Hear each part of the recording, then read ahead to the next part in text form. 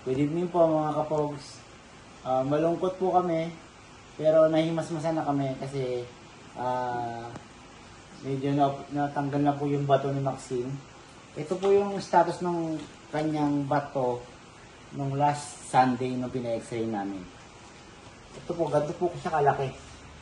Ito po yung bato na na-x-ray na kaya po pala siya ay hirap na hirap na umihi at mag-poop.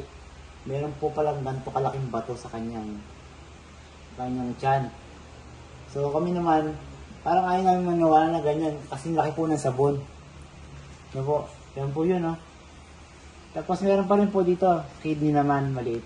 Kaya po ito ng gamot, sabi ng doktor. Pero mas maganda raw po ito itanggalin na. Pero hindi natin pwedeng pagsabayan kasi magkaroon ng complication po, sabi ng mga vet po sa clinic.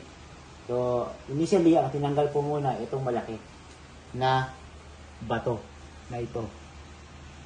Okay? Yung pong bato na yan, tinanggal po this evening,